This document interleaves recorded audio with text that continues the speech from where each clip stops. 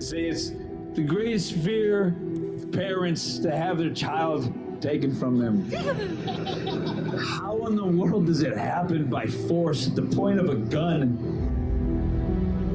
Get out of the car. Hey, you can't leave me. Give me the baby, okay? I can't. This one really made my stomach sink. I can't even believe this story. Cyrus, a 10-month-old baby who's been kidnapped, stripped from his loving parents by CPS. No, go in the car. Cyrus. In the car. It's all right. It's okay. Cyrus. It's okay. Cyrus. I don't want anybody to have to endure this. The Baby Cyrus case was the second most viral case in American history regarding CPS. The media is not really covering this because this is, in fact, medical kidnapping. They claim that baby Cyrus was underweight. The kid has lost weight. Take the baby away. Get the baby out with CPS to the foster parents. They were willing to release baby Cyrus to a foster family. I won't let him go. Okay. It offers financial incentives to the states that increase adoption numbers. There's billions of dollars to be had just from the federal government if you take the kids out. They are profiting off of it. There's nothing more evil, there's nothing more wicked than what I call child profiting systems. Once a child is legally kidnapped, the child is far more likely to suffer abuse. The most dangerous place to be for a child is in the government custody. He literally has missed out on his childhood because of this. In 10 months, I've never seen my grandson like this ever. They just didn't even properly care for him. It just looked like he was half dead. That's the care that these animals are saying. Protesters taking sides in a child welfare case. We need more people out here. We need more people to stand for this. I was extremely naive, and I thought there's no way that my son would be taken from me. These are loving parents. They followed every instruction they were told, and they're being treated like criminals. These parents, trapped in the system, become like refugees. They do not know what to do, and the loss of their children is devastating. No man lives in freedom if you live under the constant threat of your child being taken away from you by force.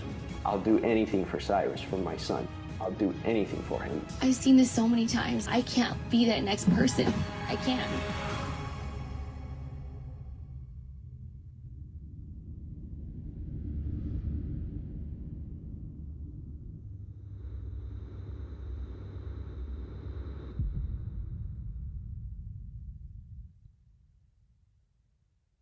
These are our kids.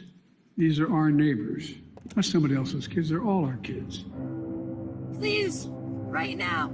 Please let me go home right now. I need to be home with my family. There's no such thing as someone else's child. Please let me go home. Judge Johnson and Governor Patrick, please. The state needs to be the ultimate guarantor of a child's well-being. There's just no alternative to that. And just please do it. Please do it. You could do it. The reason parent-child relationships exist is because the state confers legal parenthood on people through its paternity and maternity laws. It's the state that is empowering parents to do anything with children, to take them home, to have custody, and to make any kind of decisions about that.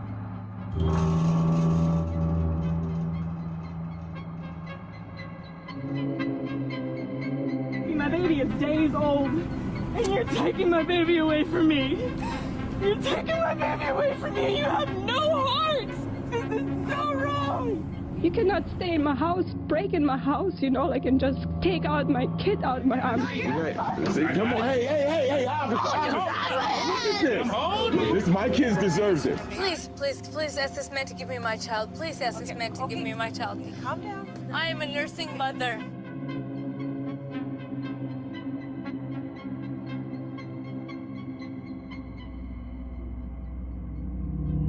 We bring social workers into homes of parents to help them deal with how to raise their children. All I really want to be with is with my family and my friends, and it's all I want is just to be with my family and friends back home where I want to do it right now. You can do it. You're the one that's judging this.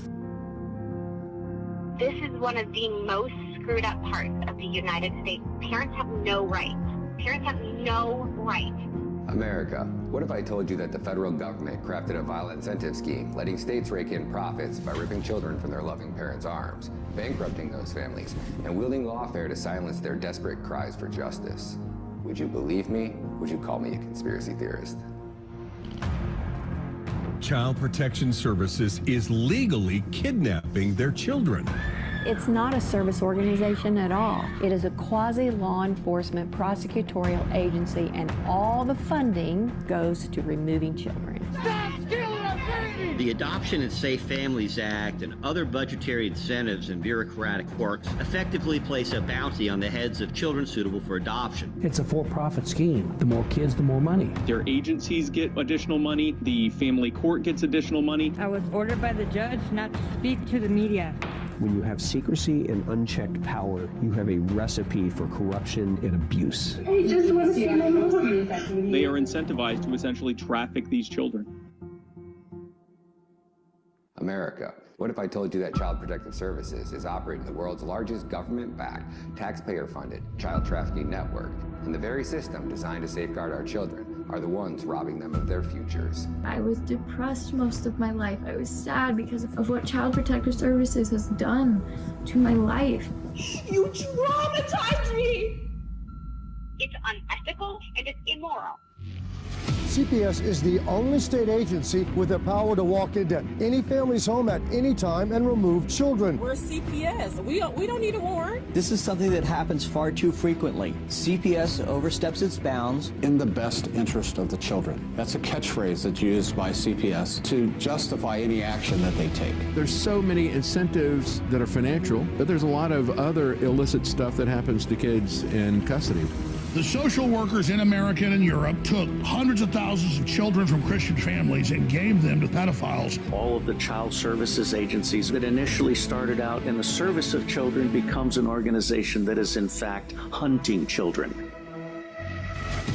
Our children are the target, and millions of people in government, education, our healthcare systems, our child protective systems are complicit in the agenda. Pedophilia is how the deep state recruits and controls people. From the powerful elites down to otherwise ordinary men, children are easily being bought and abused around the world. 500,000 kids per year are removed by this child trafficking organization from their parents. Many disappear and never are ever heard from again. Once the public realizes that the government is not protecting their children, then everything else about the government is called into question.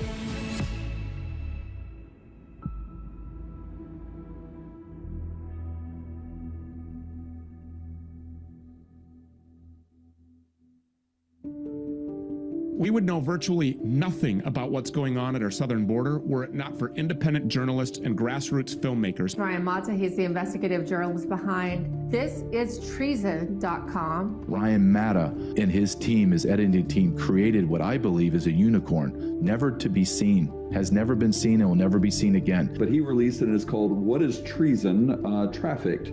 It is the most powerful piece of filmmaking I have ever seen. By the way, was really well done. If everybody were to watch a documentary, What is Treason, #trafficked, if everybody watched that, all 300+ million Americans, Trump would win like this. I don't know why it's not the #1 issue. Every time I come back from an operation, I'm just like incensed when I read the news, like what made the headlines. The headlines every day should be, millions of kids are enslaved and the United States is driving the market with their policies. My work revolves around rescuing sex-trafficked children. The only way to combat this evil is sunlight. We must expose the system that allows these monsters to stay hidden in the shadows. America is the #1 consumer of child porn, and we have more agents working in the PR department at every FBI field office than we do hunting down these predators who are selling child porn on the internet. I wonder why America is the #1 consumer of child rape. It is as sinister as it gets, people buying or selling children for sex. An awful situation now.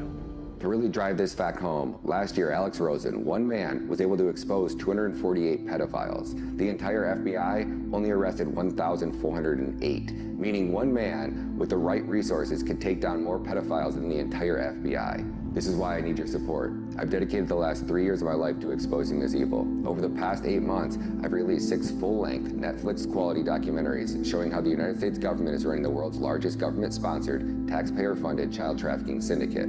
I cashed out $100,000 of my 401k to undertake this mission, turning me into the most censored filmmaker in America. I am permanently banned on LinkedIn, demonetized on 3 YouTube channels, had 3 Instagram accounts deleted, lost 2 Twitter accounts, and I'm on my 12th TikTok account. The censorship industrial complex has cut off every source of funding that I could use to generate income. I placed my first film behind a paywall. We made over $125,000 in sales, but the film didn't reach the masses. I need to give these films away for free to wake up the masses and save these children. It was God who sent me on this mission. Now I'm asking you for help to continue God's mission. Please visit givesendgo.com/Ryan Matta Films and support this cause. For $100,000, we can continue to operate for an entire year producing 4 more documentaries. For $1 million, my voice would become so loud that I could force this administration to undertake radical reform and bring home over 50% of the kidnapped children in America. We know that there was upwards to over 300,000 children that were lost. During the Biden administration, HHS became a collaborator in child trafficking and for sex and for slavery. As of today, there are currently 300,000 missing migrant children, and roughly 460,000 American children vanish every year. America is the last country that you want your child lost in. There's a lot of people that don't know that this is real. They think that this is too far from them. It's happening next door, behind your house. One of the great mistakes is to judge policies and programs by their intentions rather than their results. We all know a famous road that is paved with good intentions. No government ever voluntarily reduces itself in size. So government programs once launched never disappear. Actually, a government bureau is the nearest thing to eternal life we'll ever see on this earth. Breaking news. Governments are corrupt. They lie to their people, steal from their people, and occasionally kill them. The deep state is too deep. The federal government is too powerful. The agencies are too big. Look, I'm talking to members of Congress that are telling me they have no control over most of these agencies. In fact, some of these agencies have control over the congressmen. They hide behind their badges, their acronyms, and their untouchable authority. These 3-letter agencies carved into the marble of power, sold to us as protectors of the public good. But peel back the veneer, what do you find? Corruption, betrayal, and a system of weaponized government that is against you, the very people they claim to serve. And this is so important for people to understand. When the government does something evil, when the government does something wicked, they cloak it. They hide it behind these little anecdotal pieces of evidence that show, look, we're doing something good. Take USAID, the United States Agency for International Development. Billions funneled through its coffers, branded as humanitarian salvation. Food for the starving, schools for the poor, hope for the hopeless. That's the story they sell. But dig a little deeper, and the truth bleeds out. USAID is one of the most disturbing organizations in the entire federal government. It is a system that began under good intentions. However, the system morphed into a giant progressive money laundering operation. Funds siphoned to warlords. Aid weaponized to prop up regimes that crushed their own people. Reports buried, whistleblowers silenced. It's been the Norm Eisen slush fund to run money to media organizations, to street protesters, to bribe governments in order to control the prosecutors. It's all encompassing. It's everywhere. It's a giant money laundering scheme. We terminated the left-wing money laundering scam known as USAID. How about the money that was going out?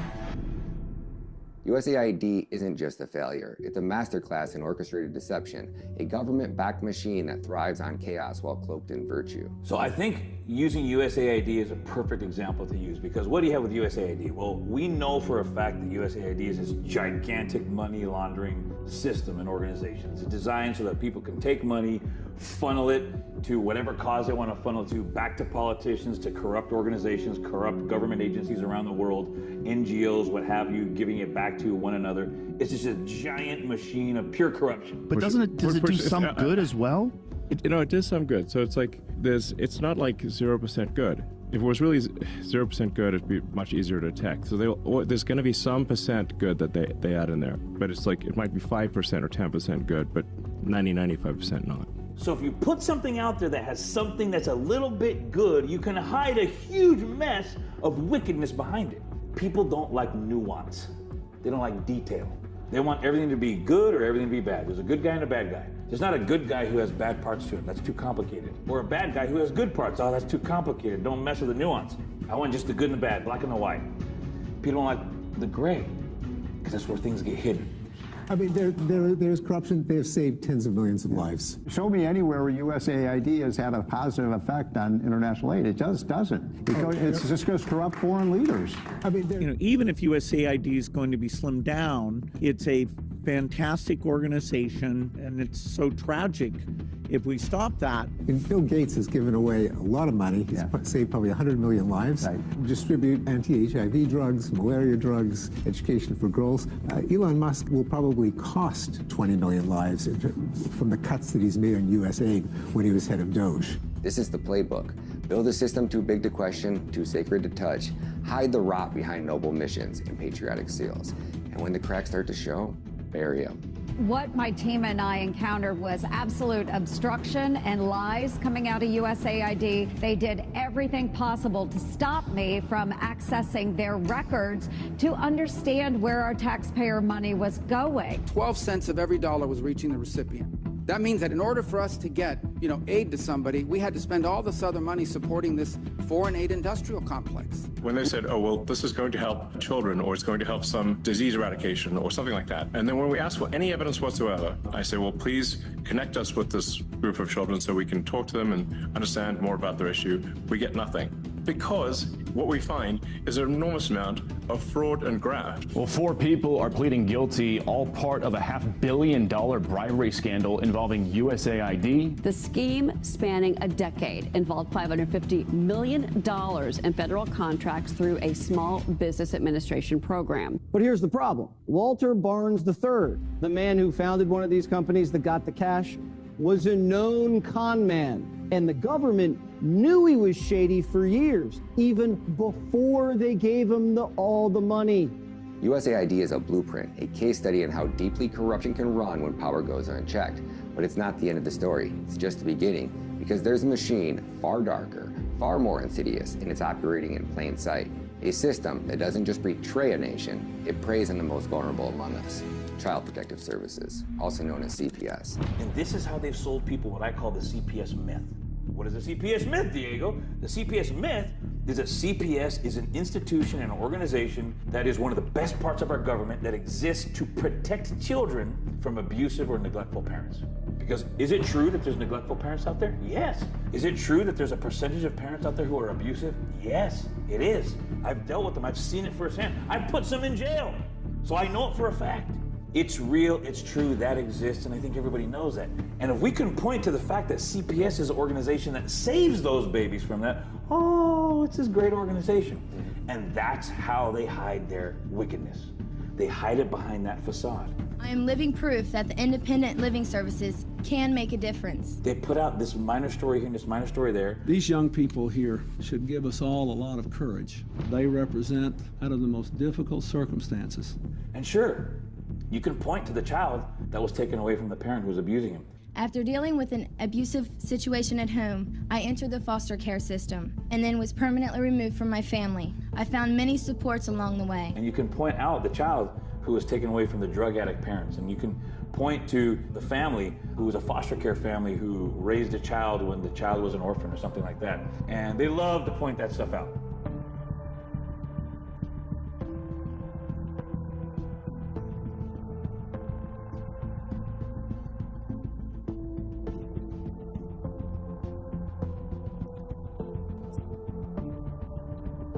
They are a shining example of how we grow.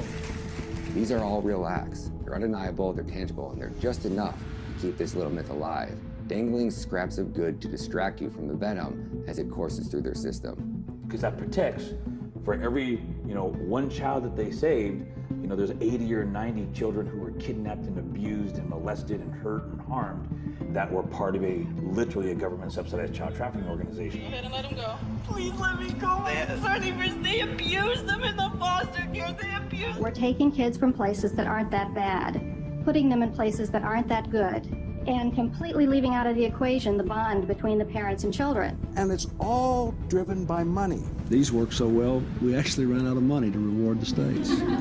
All of the taking of the children that is going on right now. They can take your kids away right now if they want to and get away with it. People who aren't accountable to anybody probably are going to make some mistakes. This agency has completely run amok, harassing families who are completely innocent. It destroys lives, it bankrupts people every day, it tears children from their homes, and just so happens to be a $50 billion a year industry. Is Child Protective Services just an official government kidnapping ring?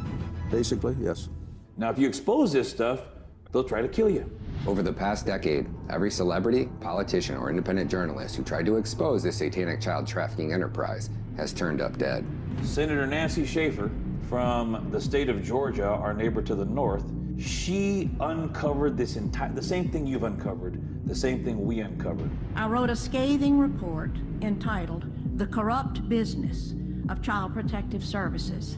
The report cost me my Senate seat. Senator Nancy Schaefer of Georgia's 50th District was set to release her documentary called The Corrupt Business of Child Protective Services in 2008. They had just financed the movie documentary about all these children being wrongfully scammed by CPS. This Georgia state senator was planning to present her discoveries to the International Criminal Court when she and her husband were found shot dead in their home. The bodies of former state senator Nancy Schaefer and her husband Bruce were found today at their Habersham County home. Investigators say both had been shot. Preliminarily, it looks to be a murder-suicide. Based on evidence that doesn't add up that way, that Bruce Schaefer shot his own wife in the back, one shot, then turned the gun on himself like this, which is kind of awkward to do, with an unlicensed gun that wasn't registered to anybody when he had a registered gun in his house available to him. That apparently is what the Georgia Bureau of Investigation wants us to believe. The GBI labeled the incident a murder-suicide. Case closed. If she was a U.S. senator, what do you think they are planning to do to me?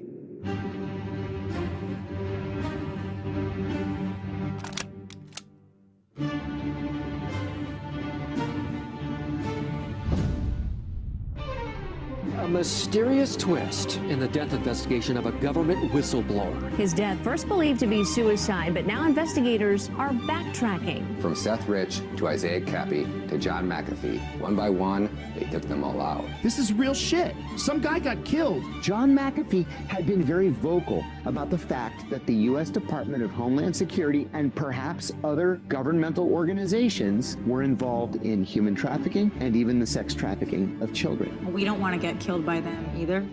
Go kill some Americans. How is it so many people close to them died?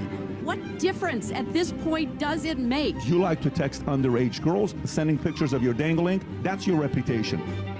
The Anthony Weiner laptop. Weiner's laptop had kill switches in it. 9 police officers that on record saw it literally had to go throw up. They had to keep leaving the room because they couldn't stand what they were seeing. It's bad. Conspiracy theory, yeah. Right? The New York police officers all died. We came, we saw, he died.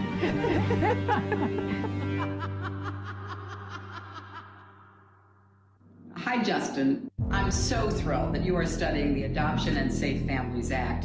And you know what happened? The number of children adopted more than doubled. Meaningful progress for our country and particularly for our children. The Adoption and Safe Families Act, we have got some now guidelines that we have to move children through the system somewhat faster than we ever did before. Our government and all governments have traditionally deferred to the family and said, how you raise your children within certain limits is up to you. At what point does the state step in? And at what point does the state say, I'm sorry, you're doing a terrible job? There comes a point when the state must terminate a parent's rights if it's in the child's best interest. But once we do that, then we have to provide the professional resources for these kids.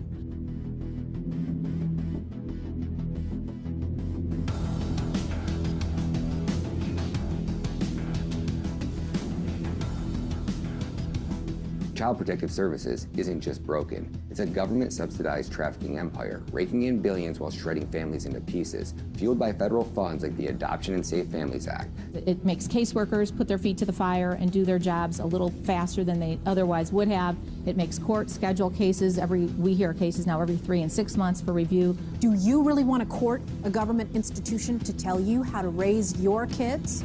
Caring for children It's a business. Business has a bottom line. And why is it that your agency formulates a business plan? From the direction of the board. The board of supervisors. The board of supervisors, all departments, all kind of departments have to develop a business plan. And that's because the county wants the social services agency to be treated like a business, right? Right, they want accountability. Financial accountability. Financial as well as practice, and yes, like a business. CPS operates on a perverse profit motive. The more children they seize, the more cash flows. So how did this all come about? Where does it all come from? It all started in 1974. In 1974, the United States government passed a law called CAPTA. And CAPTA essentially gave the federal government the power and authority to take children away from their parents. But CAPTA was essentially teethless because there was no funding apparatus for it. There was no mechanism to fund it. So basically they said, we're gonna give people the opportunity, we're gonna give states the power to take children away when they're being abused. But guess what, states? You're gonna have to pay for it. So if the state itself had to pay in order to take a child away from its parents, well, how often do you think they did it? The answer is only in the most egregious cases. Like if there was literally true abuse, then the state says, we gotta take that kid away, and the state would have to find a way to pay for it. Well, that all changed in 1997. 1997, your best friend, Hillary Clinton, championed the ASFA law, the Adoptive Safe Families Act, signed by Bill Clinton. The Adoption and Safe Families Act, it fundamentally alters our nation's approach to foster care and adoption. The national government does have an important role to play in reforming our foster care system. It will provide states with financial incentives to increase the number of children adopted each year. And to move children more quickly into safe and permanent homes. So, Mr. President, as you sign the Adoption and Safe Families Act of 1997, I believe the future of all America's children and their families become a little brighter. And this act essentially took the existing law of CAPTA, put more teeth to it, and created a funding mechanism for it. And here was the secret, dirty little trick they pulled on this. They didn't create a new tax. They didn't create any new taxing mechanism where people would have to make a determination, oh, do we really want to pay for this or not? They simply sucked the money right out of Social Security. I'm pleased that this bill also authorizes additional funds that program needs, because it is working. Funding is available when a child is placed in a foster home with strangers. $29.9 billion annually goes to the states from the federal government to reward them for taking these kids. These work so well, we actually ran out of money to reward the states. You want to know it's bankrupting Social Security. So this law, ASFA, requires a recoding or a rewriting of the Social Security Act in order to create funding mechanisms out of Social Security to pay for CPS, foster care, and adoption nationwide. So did you say it's taking money out of Social Security? Yeah, absolutely. So the Social Security that's not sustainable already as it is. That's exactly right. Our government has been liquidating or looting that Billions. treasury. Billions of dollars. So that they can fund an apparatus that is literally kidnapping and trafficking American children. 100% correct. And are they selling these children as well? Are they profiting off from giving these children to a home? Yes. Jeez. But they call it adoption. So you can't steal my child and then adopt it. Yes, they can. Under Title 4D of the Social Security Act, the federal government is essentially paying state CPS agencies every time they accuse someone of abuse. Yes. And so, you know, if you subsidize apples, you get more apples. You subsidize corn, you get more corn. They're subsidizing abuse allegations, even if they don't have to be proven true or false or anything. It's just all they have to do is make the accusation, and they get more money. So because that's how it's set up. With recent changes at the federal level, state government gets reimbursements based upon the rate of adoptions. It's an allegation we've seen many times in our 3-year-long investigation of Kentucky CPS, that instead of trying to bring families together, the cabinet forces adoptions to earn more federal bonus money. You get praise. The cabinet praises you for terminating rights and adopting the kids out immediately. She says the concerted effort to take children away and put them up for adoption was so brazen, she actually saw someone successfully place an order for children. This is alleging kidnapping within the system. What else do you call it? If there is someone who is connected to the system and they see a child that they want, they are going to get the child. The Williams are among 4 Florida families now suing the governor and leaders of Florida's Department of Children and Families and other state foster care organizations, accusing the organizations of fabricating evidence, hiding and withholding key information, and ignoring state and federal family laws so they could snatch children from their biological families and then adopt them out to system-connected strangers. It's happening all over Florida. So this is much bigger than these 4 families? It's much bigger. The system is a lie. That's just what it is. The separation of families and the snatching of children is growing as the business grows because state and local governments have grown accustomed to having these taxpayer dollars to balance their ever-growing budgets. And by the way, this is not a red state, blue state problem. It really doesn't matter whether Democrats or Republicans are in charge. This is not about red or blue. It's entirely about getting federal green. That's literally all it is getting that subsidized money. This has a provision in here that says if the states want this money, then you guys have to pass in your own legislatures your own Child Protection Act, and you can name it whatever you want to name it, but it has to have certain provisions and meet a certain standard, and as long as you meet those certain standards, we're going to give you the money. Well, all 50 states have passed it. So the only way that the state, your agency, gets money from the federal government is if it removes that child from the home, correct? I don't know if that's the only way, but I know that's one way. Under Title 4E, what do you train your workers about how the state gets its money in relation to the work they do for your agency? What do you teach them? For the Title 4E funding, that's Yes. correct, but I don't know about the other grants and all of that stuff. Okay, the only thing we're talking about right now is the exhibit that's in front of you, Title 4E funding. In order to qualify for Title 4E funding, you train your workers that they must remove that child from the home. That's the first step, right? Yes. Then the second step you train your workers is that they must obtain from the court an order that says continuation in the home is contrary to the best interest of the child, correct? Correct. And you teach them this. If they don't follow those 2 steps, your agency does not get the money under Title 4E, correct? Correct. And that the failure to follow those 2 steps could cost the state millions of dollars, correct? Yes. In order to help understand this, everybody remembers recently when the COVID money was flowing freely. You remember the COVID money? Sure do. What did all 50 states have to do in order to get the COVID money? They had to comply, and they all had to pass their own COVID statutes. Yeah, that's part of it. And this is the way the federal government controls the states. Because we still are a constitutional republic, and the 50 states all are sovereign individual governments. The federal government just can't come and ramrod one of the 50 states. But if the 50 states say, well, we want money the federal government's going to give us, so we're going to comply with whatever they say, and we can't just comply by saying, we'll obey you, we have to create our own laws within our own legislature. And we did that with COVID, and we did it in 1997. All 50 states have their own Child Protection Act. That Child Protection Act in all 50 states gives every state cover because those laws in the 50 states protect the police departments, they protect the court systems to break and violate every single freaking right you and I have from the Constitution in the name of that law that they passed. We are the state of Michigan. Do you understand what we do? Yes, I do. We can't remove children. That's true. Case workers and social workers are often guilty of fraud. They withhold and destroy evidence, and they seek wrongly to terminate parental rights while being protected by state immunity. Is it wrong? Yes. Is it immoral? Yes. Is it evil? Is it corrupt? Yes, yes, yes, yes. But he's not going to jail because they created a system to protect themselves so there's no consequences. So of course they're going to do it. The caseworker and supervisor who lied in order to remove the Bright's children still work for CPS in the same positions. Issues no apology, says no remorse, and does not at all address their conduct or what they did to the Bright family. The evidence on court records of perjury, of documents being changed just before they went into court, all of that came out of the trial. That's all evidence. Any other civilian goes to jail for those things. There is a huge bureaucracy made up of judges, court-appointed attorneys, guardian ad litems, social workers, state employees, court investigators, therapists, psychologists, psychiatrists, foster parents, adoptive parents, and on, who are looking to the children in state care for their job security.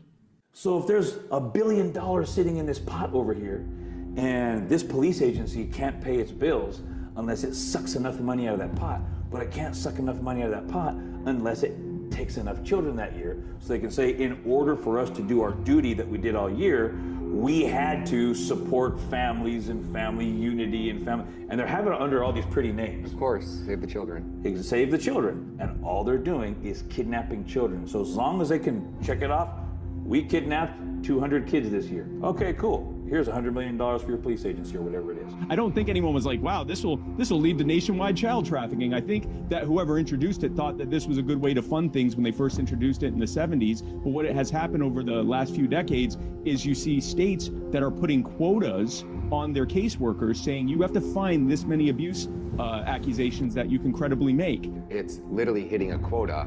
And it's so decompartmentalized that the cops are just going, oh, I'm just going and rescuing a child and taking it from its mother. I'm not the trafficker. I'm not the one who's selling the child or putting it, you get what I'm saying? They all say that. What did they say in the Nuremberg trials? Just doing my job. Just obeying orders. Just doing my job. The cops always use that same excuse. You're not a good faith actor. You're here to cause damage with police. Under color of law, you're here to cause trouble for me. Here's the deal. If we get involved, what's going to happen is we're going to call the SWAT team out, okay? And they're going to come and get the kids. Look, this is harassment by the government. This is a police state. Come and take my children away. You come to take my kids, my daughters away from me. You're an evil human being, taking a 1-month-old breastfeeding baby away from its mother. You're working as gangsters for the government right now. With guns and badges to enforce the will that is a legal will. Without any evidence, without any proof.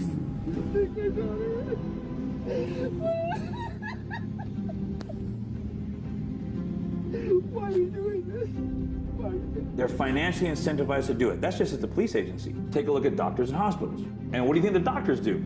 Once the doctors get them, well, anybody who knows anything about doctors and popular allopathic medicine today, you know, they don't care about you or your health.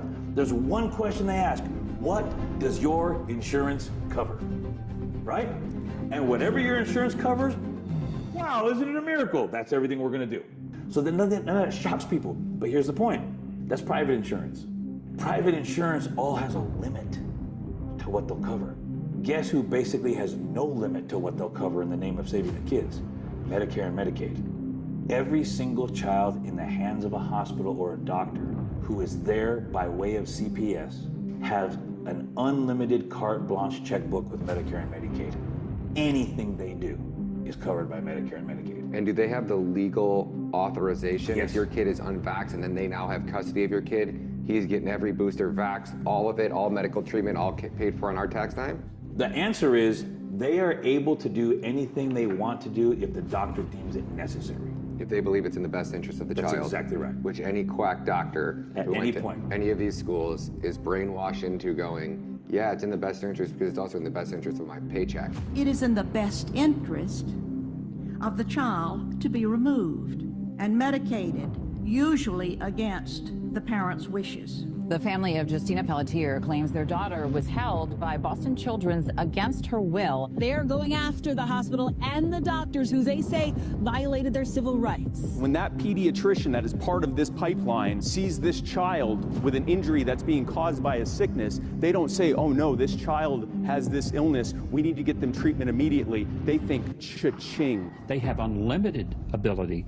to take money from us. On the other hand, you had limited resources with which to try to fight for Justina. Right. The whole system, the way it's set up, whether it's in Massachusetts or whatever, but you're fighting the state that you're in, and they've got obviously deep pockets, state of Massachusetts, DCF, but you're also fighting the hospital that's behind them. This is happening in states across the country because of a perverse funding incentive where the federal government pays child protective services and everyone down that pipeline, but only if they call it abuse. Even if it turns out not to be abuse, they get money. The only abuse you've been accused of is doing what the Tufts doctors wanted you to do, and as you pointed out to me the other night, what the insurance companies paid for.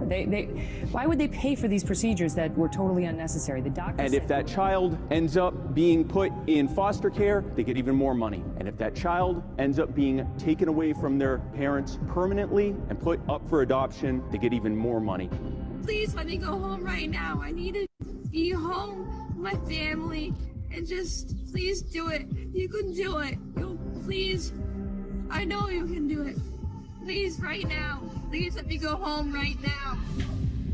That is what it looks like when someone looks at a child and doesn't see them as an individual human being. They see them as a funding opportunity. I think just looking at the images that we're seeing behind us, I mean, you look at her under the care of her family, and then you look at her under the care of the government, and it seems to be that the government's treating her as though she's a piece of property rather than a person. And when the parents get in the way because they want their child back, they see them as a political obstacle. We gotta free Justina! State of Massachusetts, get ready to have your phone lines be ringing off the hook, because now the country is enraged. She was doing better under their care than under the care of the government. We just want the government out of our lives. They say a child in the foster care system by the time they turn 18 is worth over $1 million to the government. The states pocket thousands per child funneled into the foster care and adoption pipeline, with bonuses for special need cases or quick placement.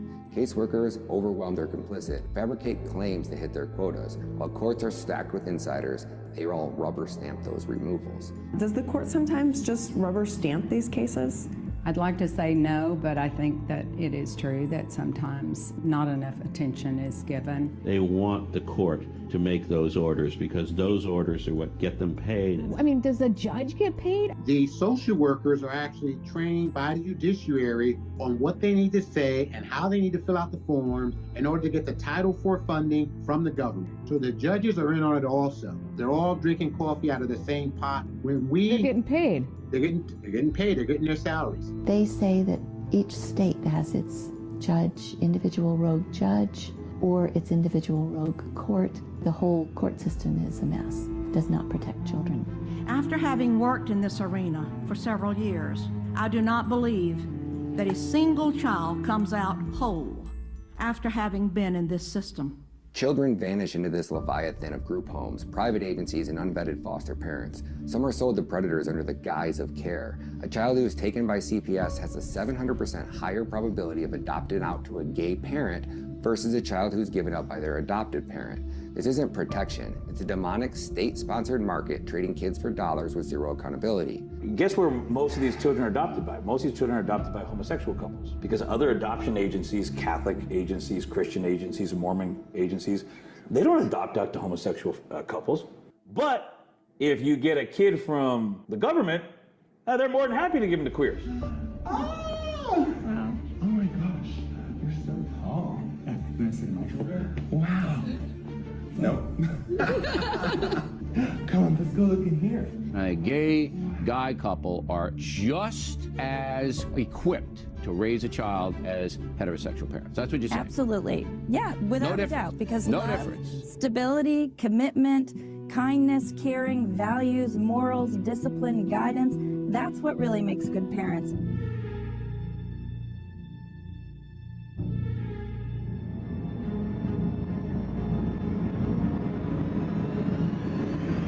Developing now, a couple is behind bars accused of producing child porn. Authorities say with their adopted kids. Two Georgia men will spend the rest of their lives in prison after being convicted of adopting two young boys, then sexually abusing them. Inside their home, investigators collected 7 terabytes of child sex material. Let that number sink in. That means these dads had more than 3,000 hours worth of child pornography recordings of their own sons. It's almost as if these men adopted these children for this explicit purpose. Not the first time we've heard this story. This gay couple charged with molesting their adopted sons also pimped them out to pedophile ring, FBI says. These people want to rape them. A critical mass of gay men are interested in raising children out of the goodness of their own hearts. That was the argument. But I'm saying gay men, what they call in the news, are adopting children, and most of them are social worker kids grabbed by social workers. And they're telling you right here, same-sex couples raising children are 7 times more likely than their different sex counterparts to be raising an adopted child, and they're getting them all from CPS. Basically, it's the only source for a homosexual couple to get an adopted child. Look at her. How could you not love her? Look at that face. Children who are raised by gay men ultimately face double the risk of depression in adulthood. They're also at a significant risk of being sexually abused, even though nobody wants to talk about that. And they give them to these pedophile men who then sell them to rape gangs. My son, who was taken for a period of time, is now back, was put in a group home where the young children there were offered up to adults for sex, minor children.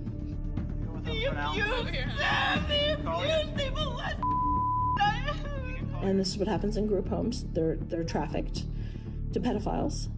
And this is the practice, because selling a child over and over again is just such a lucrative business. Andrea Wood is the president of the activist group California Family Advocacy. The counties need the money. I have records of the Contra-Costa County saying that they're broke, they're in financial stress, they need money, and they need to take these children away. So they're actually trying to make false allegations against parents. They're trying to force children under what's called suborned perjury to lie against their parents. It's a criminal racket. It really is. But the big racket is putting children in foster cares, group homes, and adopting children out. This is not right. You guys are doing something illegal. The machine thrives because it's untouchable. Whistleblowers are fired, parents are silenced, and records are sealed. CPS hides behind its rescue stories, but the truth is brutal, and they're not saving kids. They are harvesting them.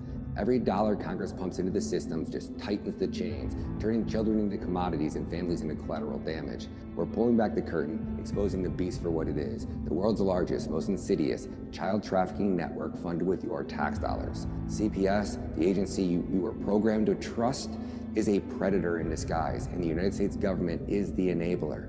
Today, we step into the heart of this betrayal with a story that will rewrite everything you thought you knew. This is the story of baby Cyrus, a child torn from his family, a casualty of CPS's ruthless machine. And through the voices of 4 family members, we'll uncover the pain, the lies, and the truth that will leave you outraged.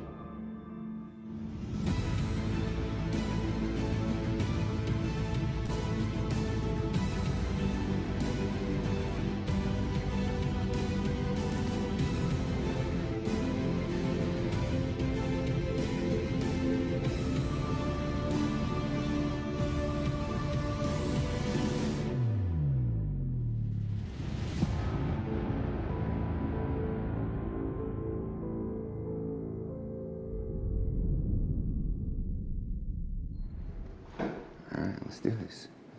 The mic is good. Yeah, mic's good, yeah. You want to count to 10?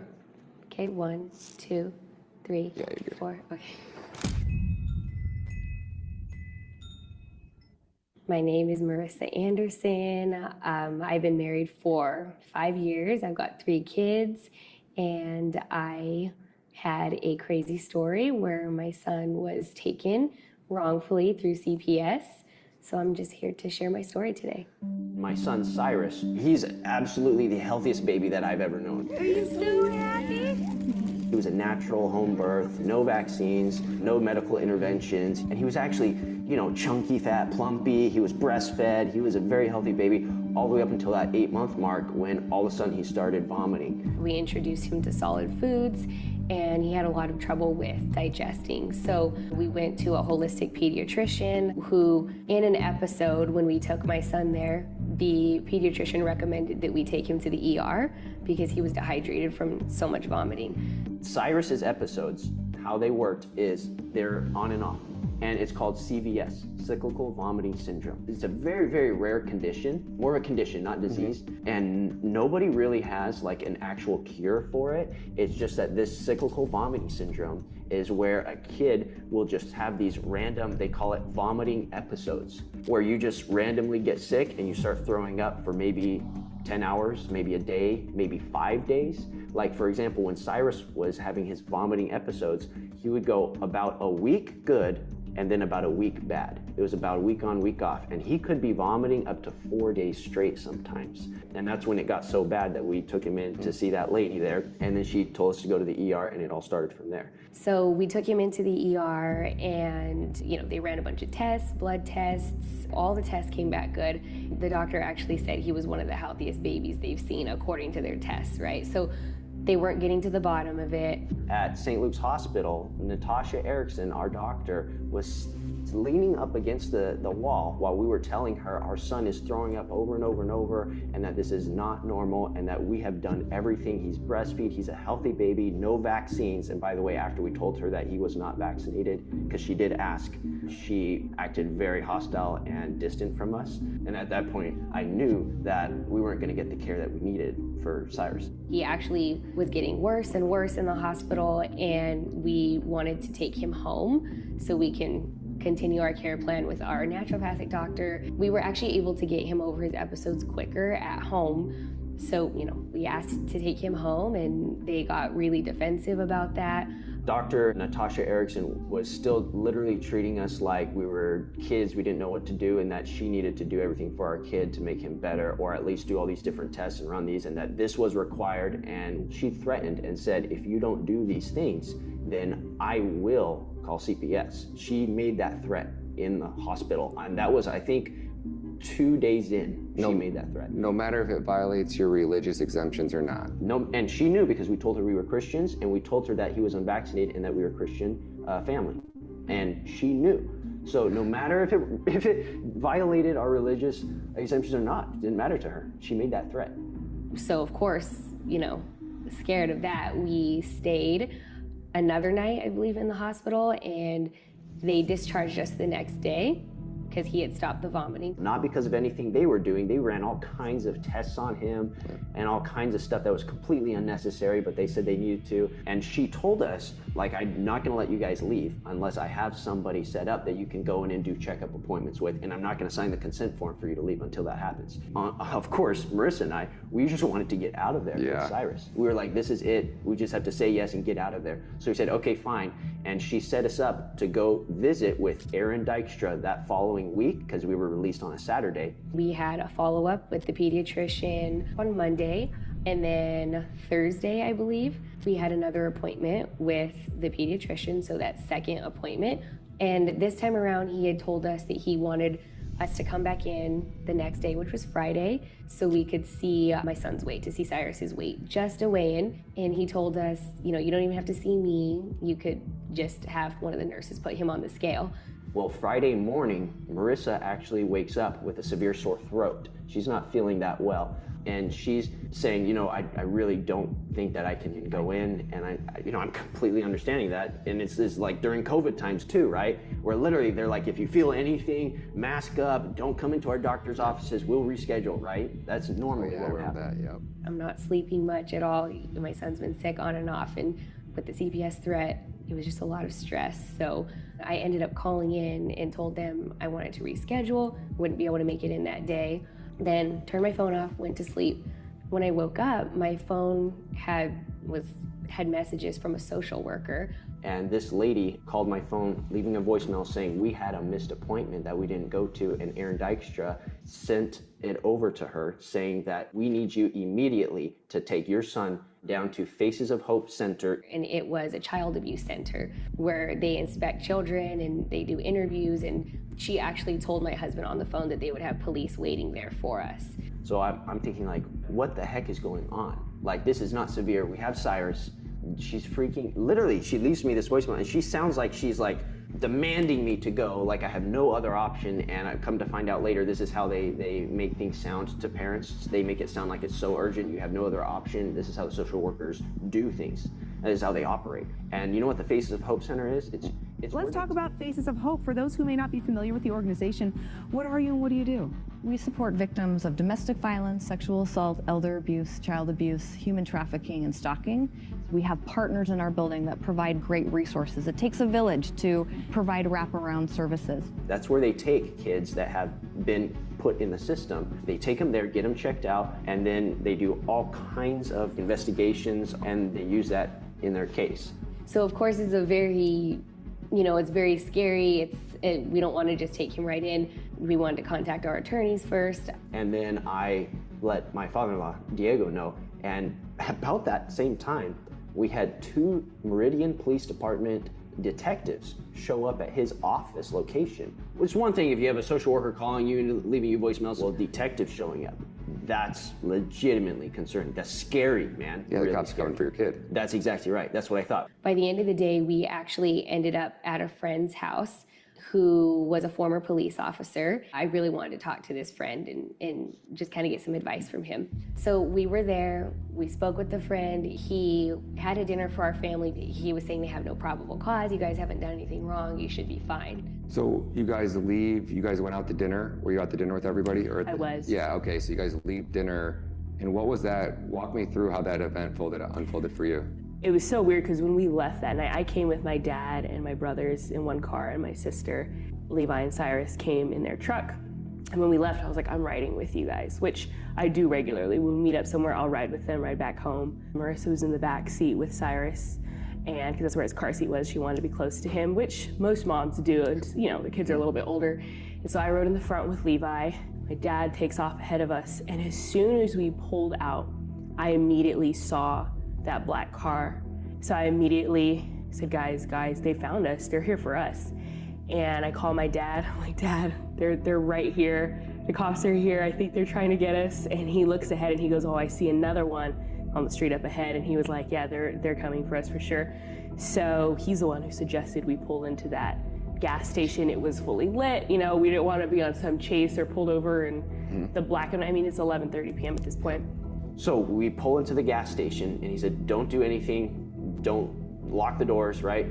I'll be there soon, start filming. We got a call from Meridian Police Department detectives, okay, and for whatever reason, they're looking for your truck. This cop was actually a Garden City Police Department, so it was outside of Meridian. It's a neighboring city, but it was outside of Meridian, so it was just nearby, right? So they didn't actually have like jurisdiction, but come later to find out, in the actual reports that we received from the lawsuit, from our discovery and all that kind of stuff, they illegally tracked my cell phone and they went to T-Mobile. T-Mobile's my carrier, and they requested a ping on my cell phone. The Meridian Police Department had this in their records. They pinged my cell phone and it gave them the location of that area, and they had it was in Garden City, right? Out of their jurisdiction, they had a Garden City PD officer go and sit there and do a stakeout on us, and they also put a bolo on my truck. Be on the lookout for my truck. Any cop that sees my truck, report it. The Garden City says, hey, Meridian Police had us pull you guys over. We just want to detain you and ask you some questions. So the detectives pull up, and these detectives are the ones who are familiar with the case, if you will. There's a lot of other cops and officers on scene that they brought on who don't really know what's going on, right? But the detectives and the sergeant know exactly what was going on. Marissa's in the back, Levi's in the front, and they're talking and communicating their whole story. What's going on with Cyrus, all the steps they've taken, all their hospital visits, why they had missed the visit earlier that day. And then somewhere, it seemed quite sudden. Levi, do me a favor, step out of the car. It's not my right to speak. Not right now, son. Get out of the damn car. Get out of the car. I'm not gonna screw around with you, okay? Get out of the car. Right now. Get back, now. Or you're gonna go to jail. Detention for what? We're not gonna screw with you, you understand? For what? For what? And that violence is something that just made me kind of snap in the moment and realize, oh, they're really trying to do it now that they took Levi and now they're arresting him. For what reason? For a felony injury to a child. And in the moment I had time to even process that, they look up at me and say, step out of the vehicle. I need you to put your phone down and step out. She needs to come out too. Okay, out of the car. Felony injury to child. Get out of the car. Excuse me. I'm getting out. I'm getting out. Let me get out. Because I will step out. Out of the car. I will step out.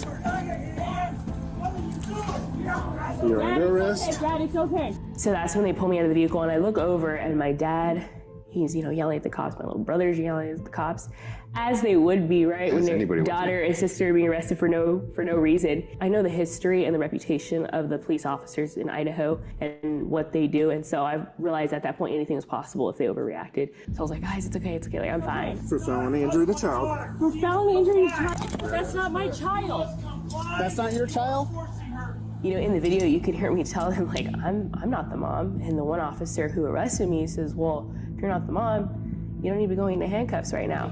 Okay, if it's not your child, then you don't need to be going in handcuffs. Yeah, well, you should know how to do your job better. So I kind of had that snarky reply where I'm like, well, you should know how to do your job better because, you know, maybe it's good to identify the person and know why you're arresting them. You're under arrest for false information as well. What false information? What You did I said do? that wasn't your kid. When I look over, and I'm more concerned now at this point that, like, all right, my dad and brother's on the side, Levi's arrested, now me, now Marissa's alone. She's by herself with the baby, and that's it. No, Miranda, let them. Miranda. I will step out. Get out of the car. Miranda, get out of the car. It just feels like they were isolating me, right? They took my husband and they took my sister out, and now it's just me here with my baby. And all right, I need you to step out of the car. I was just thinking, okay, like it's on me now to protect my son, and I knew that I was about to go through something very difficult, but I could feel God right there with me. That's the only way I was able to even somewhat keep my cool. You guys, no, I can't. Can you please help me right now? You understand that? I'm just on right now. I really need your help right now. No. No, come here. It's okay. They're gonna check and they will give him right back to you. I can't. I promised him I wouldn't let him go. I will give him right back to you. I will stand right here with you, I promise, okay? But the officer, he asked for me to hand over Cyrus so he could do a pat-down search. And, you know, I thought they were gonna just not give him back. So I was like, I'm not gonna give him over. You know, I don't wanna do that. But he convinced me to trust him and just hand him over for the search, which I did, and he did give him back. So I thought, okay, you know, he kept his word there. And then he told me, if you get in the ambulance with your son, you can go with him to the hospital. We just want to check him out, you know, make sure everything's okay. We'll give you that opportunity, okay? But we're gonna take him to the hospital. If you wanna go, you can Can come I along. ride with him? Yes, you can, okay? We'll get an ambulance here to transport you guys. And I was like, okay, that's okay. I'm okay with that. If you want to check him as long as I'm with him, I'm okay with that. So I listen to them, I get my diaper bag, everything, go into the ambulance, sit down with my son, and the lead detective hands me a pink piece of paper and he says, your son is now in the custody of the state and you have to hand him over or you're gonna go to jail. I'm not gonna leave him. I'm not. This is how it's gonna go, okay? No, And he had just told me, right, persuaded me, first built up that trust. And I thought, okay, I really could. I'll go to the hospital. The officer told me that I could go with him in the ambulance into the hospital. Yeah, and I don't know what was said before then. I was not a part of that conversation. You can't take him. You can't. Okay. And we had a bit of an interaction there where I was trying to explain to him that he doesn't digest proteins well. He can only accept my breast milk. He needs me to be able to nurse him. And I pleaded with him saying, just let me go with him.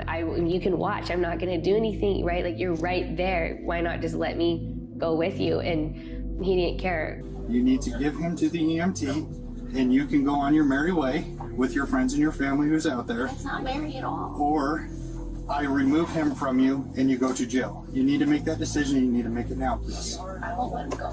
Okay. Just cold, very cold. And I knew there was not going to be any way out of it, but I also knew that I couldn't willfully hand my son over. Okay. Okay, please let him go so he does not get hurt, okay? Come here, little buddy. Okay. I didn't physically resist at all, but I didn't hand him over. And I was like, you know, I let him go, you know, like I didn't fight back. I let him go. I let him go. I didn't want to go to jail, but they were like, nope. No, she's going to jail. Put your hands on your back, okay?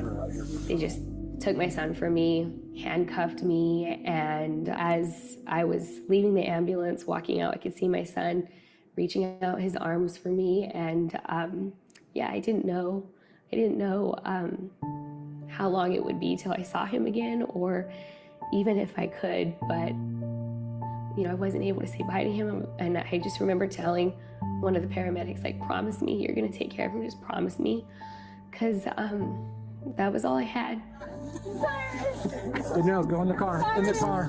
It's all right. It's okay. Cyrus. It's okay. It's all right. No, let me say bye. You're gonna make it worse. You're gonna make it worse.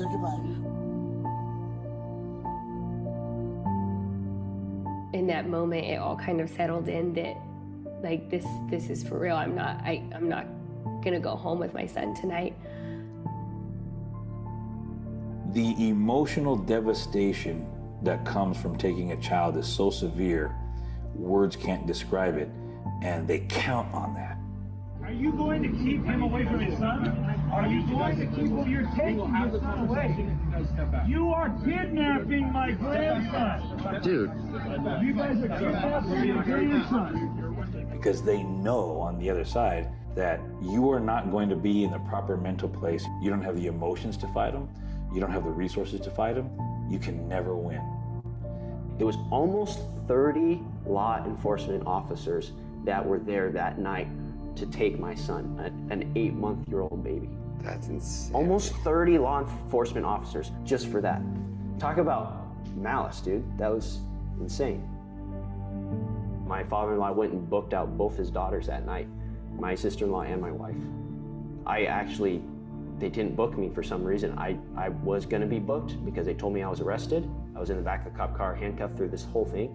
I didn't even know what was going on. They unhandcuffed me, and I looked around, and my wife is gone, the ambulance is gone. All I know is they're serving me these pink papers saying, here's your court date, and that was it.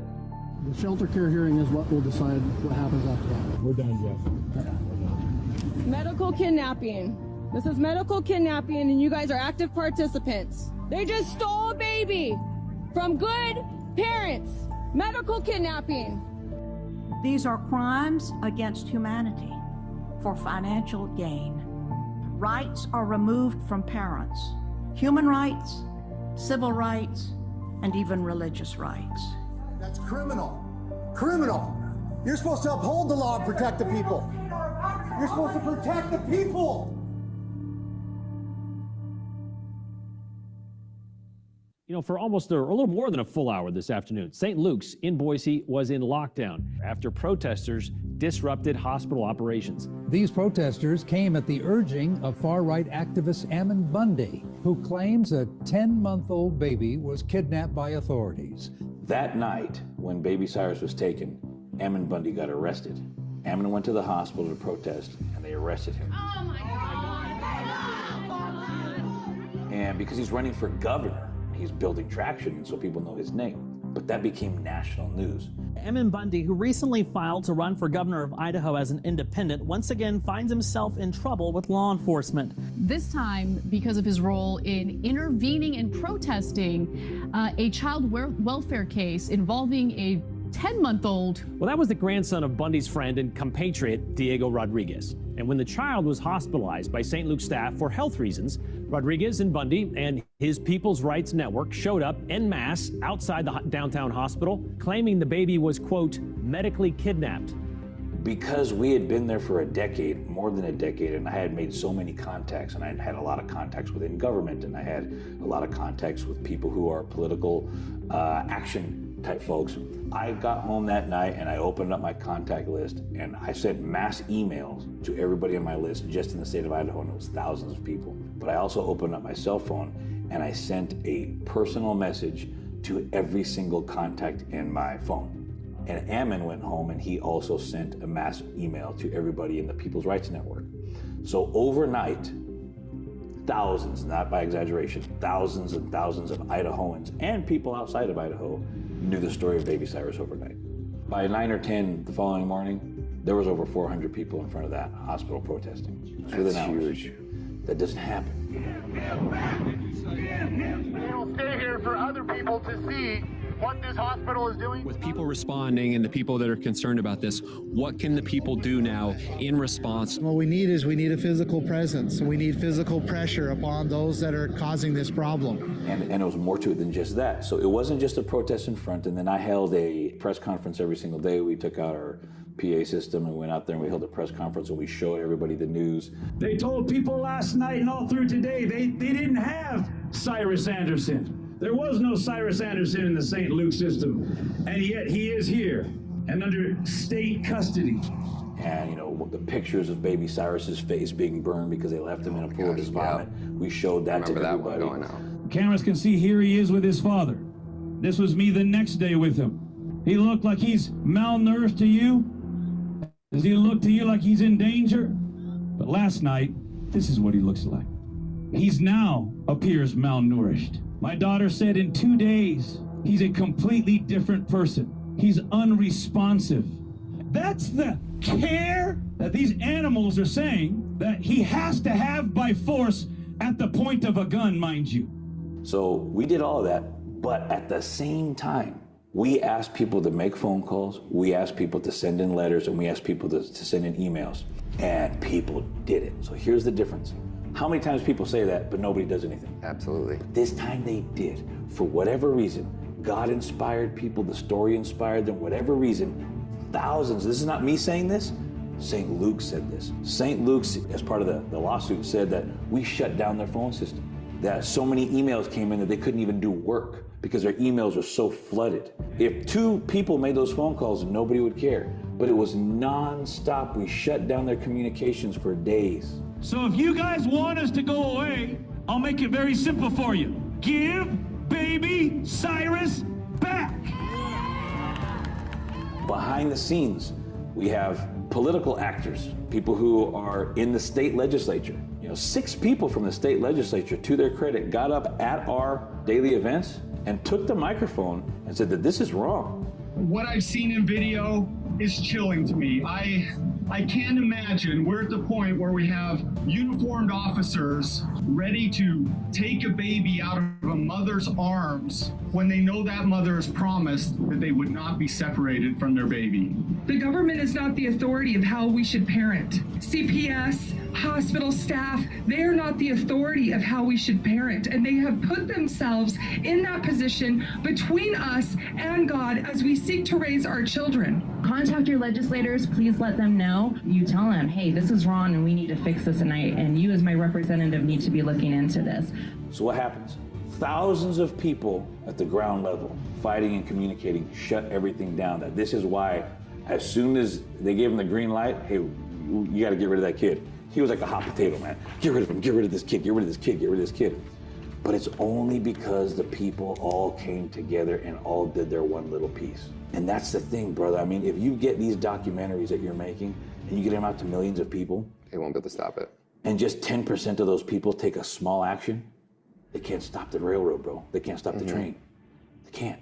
All right, so what's the word? What are we hearing here? Well, we heard somebody say praise God, and then we looked and there was a video that Channel 6 stated that he's home, and it's been confirmed from Auntie Miranda, and she is saying Cyrus is home. All right. It worked. Good job, guys. Oh my God. So Yes. apparently you don't need judges for justice. Yep, we don't need judges, we need people. That's what it is. I probably hadn't cried for probably 20 plus years until they took baby Cyrus. And then when we got him back, I wept uncontrollably, just uncontrollably. And, humorously, it was captured on film because we were being interviewed by Stu Peters and his crew. Literally, Stu's sitting there like you, and I'm here, and my daughter's right next to me. When they got the call from their lawyer, who was our family friend, and they walked down the stairs and said, They dismissed the case. It's over. No gag order, nothing. It's done. We're done with it. You have got to be kidding me. Your gag order is done. Just got off the phone with our lawyers. No gag order. Cyrus is ours. So they gave baby Cyrus back after 6 days. But after they gave baby Cyrus back, he's still a ward of the state. So the state is still legally in control, and the parents couldn't do anything without the state's control. And it was not until May 4th of that year that they closed the case, and baby Cyrus is free. It was like all worldly hope was taken away to where I knew the only way through this is if the Lord works a miracle. And that's why it was the most faith-building experience I've ever had, because it really felt like there was no other way out. And I recognized that we are very blessed that we had our faith, we had our family, we had my dad, connections, and all of the things necessary to get him back so quickly, because I have not heard another story that ended that well. I can only imagine for those families who didn't necessarily have the support system, the platform, or the resources to speak out. And that's what's happening every single day in our country, in every state, pretty much every city. These families, thousands being taken advantage of, being silenced, being threatened, being abused, and families being ripped apart and torn apart. I was completely oblivious to what was happening. I was extremely naive. I did not know the depths that people would go, CPS, social workers, law officers would take to take a kid from a parent and put them in this system, as we call it, right? Our case was a miracle. What happened here was a miracle. People don't get their kids back. It does not happen. And if they do get their kids back, they get their kids back messed up, PTSD, loaded with drugs, vaccinated. So that doesn't happen. It does happen. It doesn't happen every time. Whether it happens every time or not, kids don't get molested every time either, but there's a strong likelihood that they could. Is that how you want to roll the dice? It has been reported over and over that 6 times as many children die in foster care than in the general public. Once a child is legally kidnapped and placed in official safety, the child is far more likely to suffer abuse, including sexual molestation and/or rape. The things that Nancy Schaefer was warning about 15 years ago are still happening. It's gone on for so long and hasn't changed. It's kind of terrifying. Yeah, I mean, it's terrifying for all parents, because parents with young kids might be scared to go to the ER if something happens to one of their kids. If you have a child that actually needed to go into the hospital, and if your fear is that if I take my child into the hospital, Children's Protective Services might take my child away from me, what are you creating? We believe that there are fewer actual abusers that are getting caught, because it's not about finding abusers, it's about looking for a kid that has something that you can potentially label abuse. Well, an abuser's probably more likely to try to do things to cover their tracks.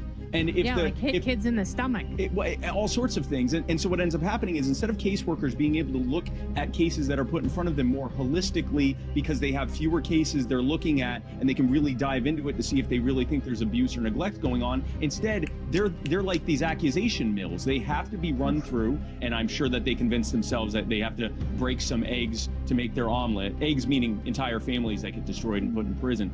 88% of the children taken from parents are not from physical abuse or sexual abuse. It's for neglect. And neglect is anything the government says it is. And this is now, if you know anything about the government doesn't tell the truth about themselves. If they're giving you numbers about themselves, it's worse. It's way worse. So they're willing to admit, brother, that 83.3%, now let me just read it. This is their own report. It says this, that the remainder of the children investigated, 83.3%, were found to be non-victims of maltreatment. So they said out of every 1,000 kids that we took in CPS nationwide, 833 of them, there was no abuse. They were not victims of any poor treatment whatsoever. The kids were just taken from their parents because we can.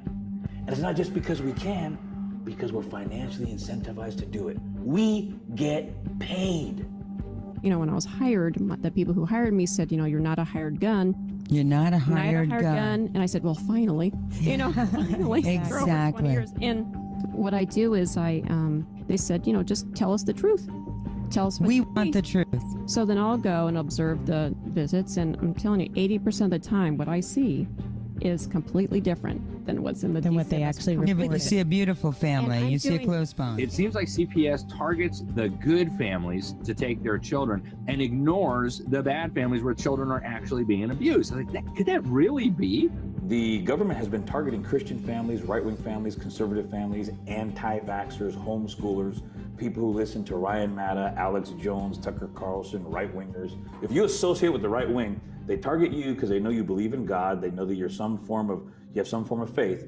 A family says DCF came into their home in the middle of the night and took their children. They say the state separated them for weeks, even though they did nothing wrong. You say that during the investigation, you were repeatedly asked about your religion?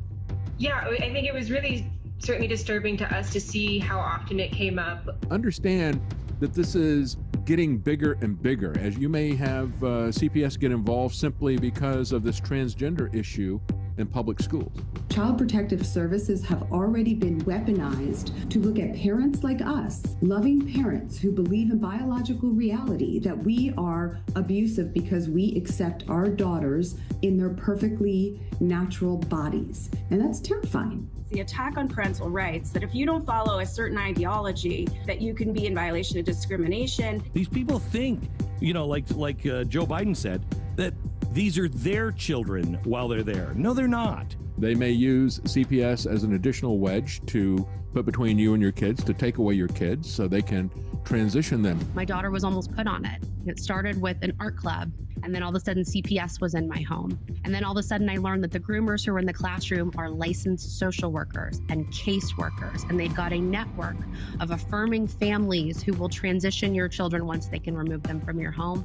And I have been in contact with multiple parents, both who have kids who are still missing, who've been trafficked, and parents who've gotten their kids off of that conveyor belt, but who were vilified by Child Protective Services and these NGOs for not affirming the confusion.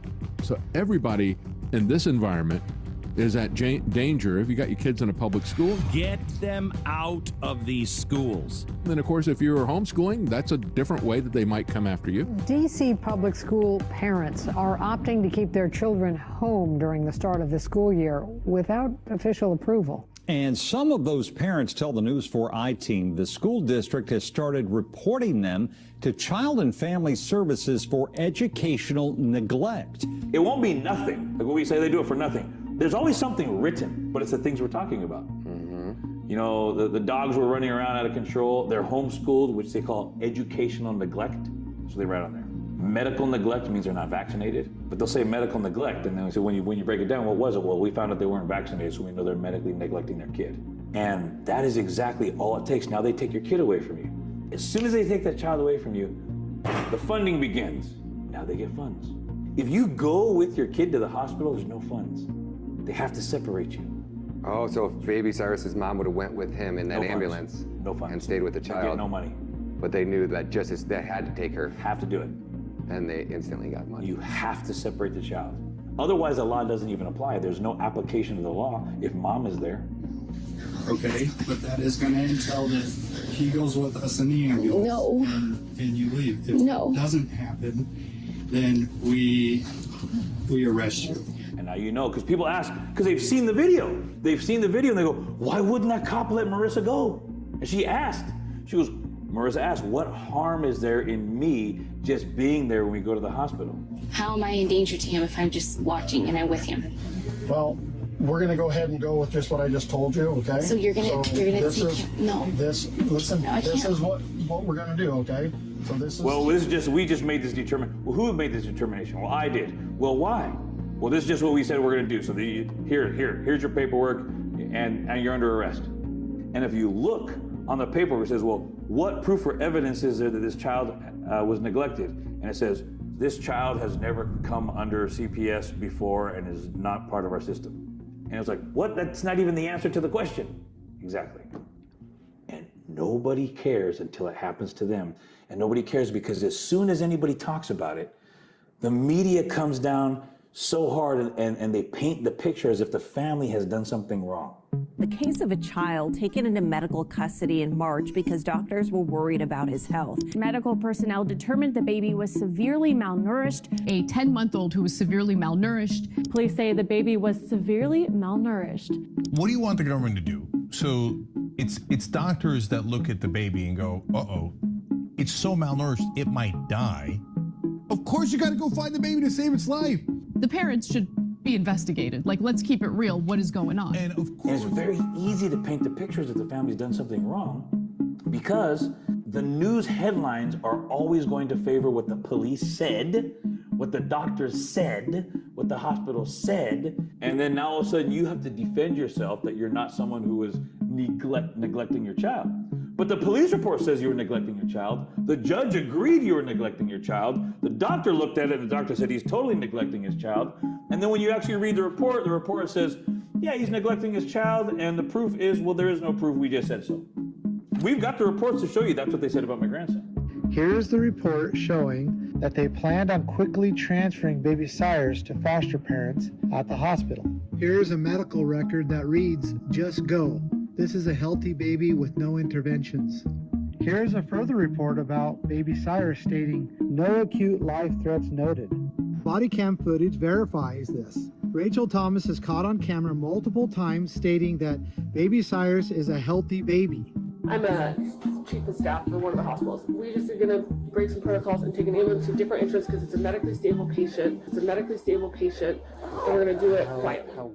how acutely? Oh no, he's totally stable. He's totally stable. In other words, the baby is not in imminent danger of death or harm. Remember, this entire case is predicated on the false premise that baby Cyrus was, in their terminology, in such imminent danger. He has made the decision to declare imminent danger, okay?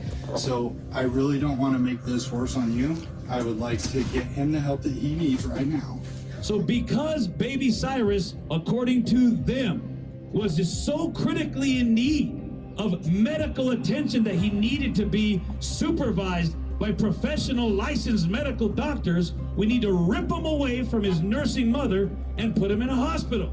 But they admitted right here that had nothing to do with it. They admitted that from the moment they ripped him out of his mother's arms, they had intention of putting him directly into foster care. Because then that's a few more degrees of separation, keep them overnight, and then sometime tomorrow, when they don't know, get the baby out with CPS to the foster parents, and it's going to make it a little easier to. How are you guys going to transport? Ambulance.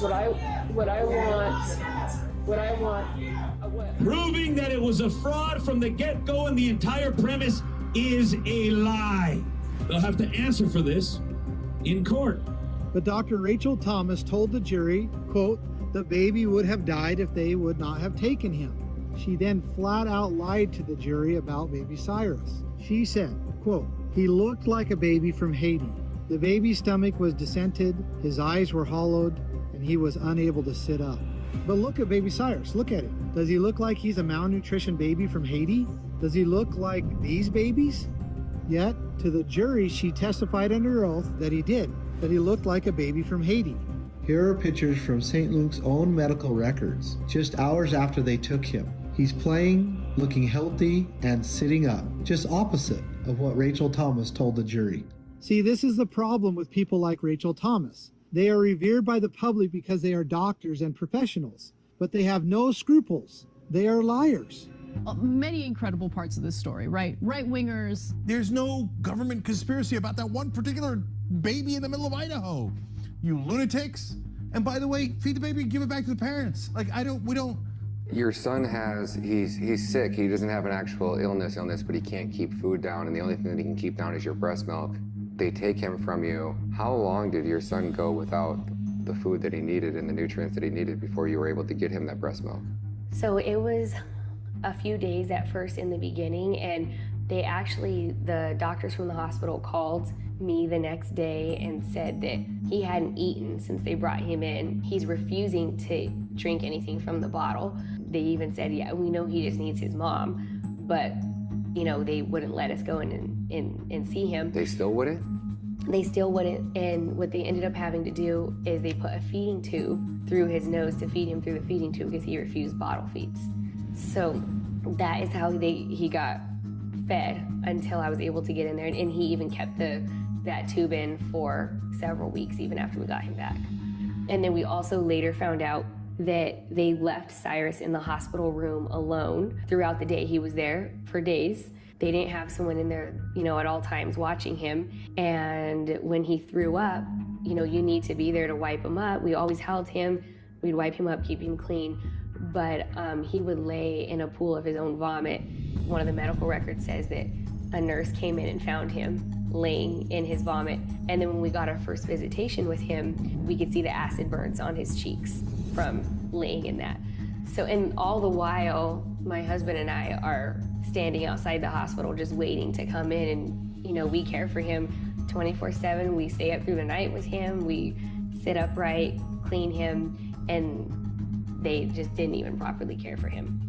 Look, if the parents are doing nothing wrong, then sure, after the baby receives treatment that's necessary, release the child to the parents. I want nothing more than a child to be with his or her parents. You don't get your kids back most of the time, and it's because it's the provision in the law. They don't want you to get your kid back. Don't tell me they want you to get your kid back when they're telling you that it's a requirement by the law to file for a termination of parental rights. It's in the law. It's not Diego saying, and here's the humorous stuff about this stuff. He's like, oh, that guy, he's a conspiracy theorist. What's a conspiracy when I'm reading to you from the law? Look it up yourself. This is the law. This is not my opinion. I'm not opining because I'm an angry grandfather because they kidnapped my kid. I am an angry grandfather because they kidnapped my grandkid, but I'm just telling you what the law says. The entire CPS machine pivots on one linchpin, the unchallenged word of a doctor, their golden calf, worshipped by judges, lawyers, and district attorneys. Hospitals, they're greased with financial kickbacks. Flag a homeschool parent or an anti-vax parent as neglectful, and you cash in when CPS rips their kid into the foster care system. But due to the protesters surrounding the hospital regarding this case, it was felt that discharge with the foster family from the emergency department was unsafe for all involved. You guys literally saved baby Cyrus from being put into the foster care system that Friday night. In our case, they had baby Cyrus for 3 days in the hospital and then 3 days in the actual Idaho Department of Health and Welfare building. So he was only in the hospital for 3 days. We have in part of the testimony in the lawsuit that they saw receipts to Medicare or Medicaid for $30,000 for 3 days. $30,000 for 3 days, $10,000 a day. Literally. Just do the math. Guess how long most kids are there? Months. Yeah, months. And then they're part of the system for years. By the way, they've said, and this was recently, that he was like ready to be released to a foster home. But we're not going to release this baby to you because he needs to be hospitalized. But yet we're going to give him to this foster family, and they were caught because it's all in the medical records. So what is this really about, I guess, is the question. You see what happens for those that don't know, when you take a child away from its parents and put it into the Child Protective Services custody, they get a big fat paycheck for that.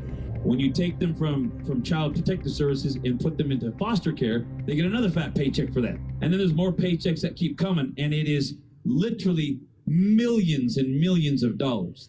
And it's no longer helping children and just getting them a better jump start in life. It's nothing like that anymore. It's a for-profit scheme. When attorney Ron Hines looked into it and filed a wrongful death lawsuit, he found the Kentucky Cabinet for Health and Family Services paying a private company to place children in foster homes. Private companies place about half of the children in state care into foster homes now. Simply for recruiting people who want to be foster parents, these private firms are making so many dollars per head per kid. So it's a vicious cycle. The more kids, the more money. You want to rip them out of one family that you don't get money from and put them in the hands of another family that you do get money from. Well, that tells us exactly what you're doing this for. And it's come out in the news, all these family court judges are getting illegal kickbacks from the private CPS facilities because they're getting federal funds, and they pay the judges, in some cases, millions of dollars apiece. That's all this is a bounty on your children. And we've talked about this kangaroo court type system that CPS uses. It's not even really a court with real judges. It's all just bad actors enabling this child trafficking operation. This process, which is civil in nature, not criminal, so you aren't even entitled to all of the same rights that you are. Actually, a criminal has more rights than you do in a CPS case. So for example, all the due process rights that you and I have to be able to face your accusers, to be able to have a fair and speedy trial, to be able to have evidence presented before you, all the stuff that we have that's considered due process, that are our constitutional rights, they're all out the door when it comes to a CPS case. With a CPS case, you are being accused of neglecting your child, but you don't get to face the people who have accused you. No evidence has to be told. The entire court case is private. So within 24 to 40 hours, it's private, closed doors, and the judge will give you a gag order that says, Ryan, if you ever mention anything that happened in this courtroom, we're gonna make sure you never see your kid again, ever. And you'll go to jail because you're being contempt of court, because we're gonna gag order you. None of those things are due process. In any other legal proceeding, if you rob the bank, you have more rights than if somebody wants to take your kid. And not just somebody, the government themselves. If you rob a bank, it's going to be a public case. It's going to go on the record. Everybody's going to know everything. Evidence has to be presented against you. Real evidence. Nothing can be hearsay. When it comes to a CPS case, it's all hearsay. There's no evidence. None of it has to be presented to you. It's all in secret. Nobody ever knows. The judge doesn't have to look at real evidence. It just says whatever they want to say. The reason for this is obvious. If you can be prosecuted, tried, and sentenced 100% in secret, and nobody knows what is going on, then any and all manner of corruption, abuse, and tyranny can take place. And guess what else? Marissa and Levi are now under a gag order, so they cannot describe or share any of the details of what happened yesterday.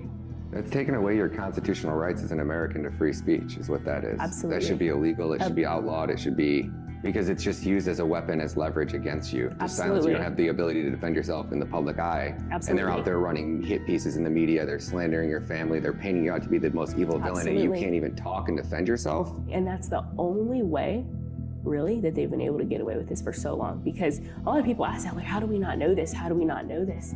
Because every single last person who goes through this is gagged. They cannot speak. And most people don't have the resources or the wherewithal even to fight back. And it destroys and breaks apart families. That's what they do.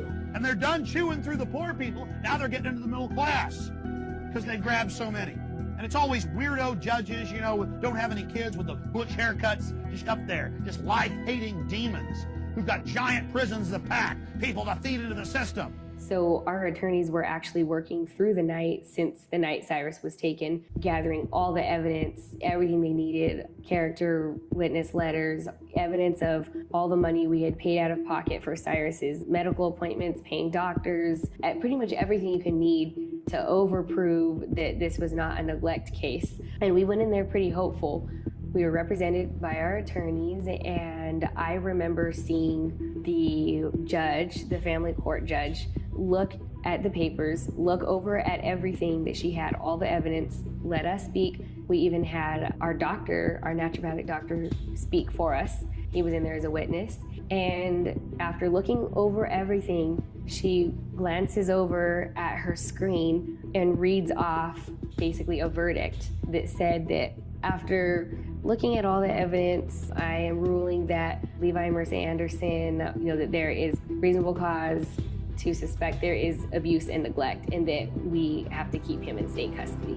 And so there was she had something that was pre-written, and no matter what evidence we brought forth, there was nothing we could do. The decision was made before we even put our case forward, before we even presented our evidence. And this is Tuesday at the shelter care interview? Okay, I just want to make sure I'm tracking this right. Yes, the shelter care hearing. It's an administrative tribunal. It is operating outside of the Constitution, outside of everyone's constitutional right to have a trial by jury, to be able to face their accusers. There's a very arbitrary standard of evidence. The judge can decide arbitrarily what is or is not evidence. Frankly, they're not even really operating as judges. They're operating in concert with Child Protective Services to be both the investigator, the judge, the jury, and the executioner.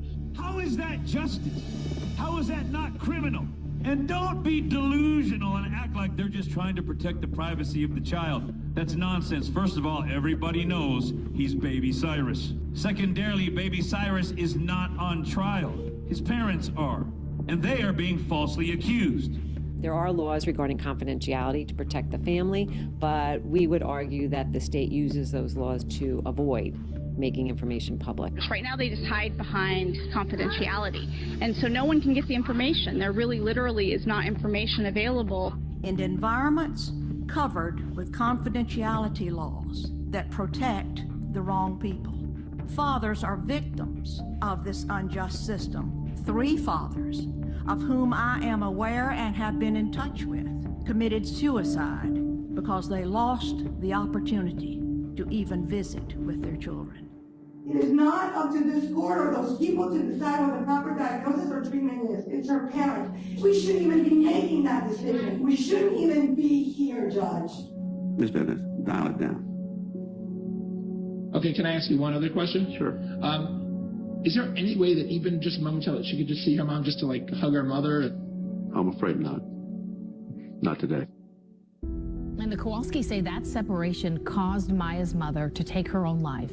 Maya says her mother was desperate to help, but when the state separated her from her mom, Maya says that desperation led to her mother's suicide.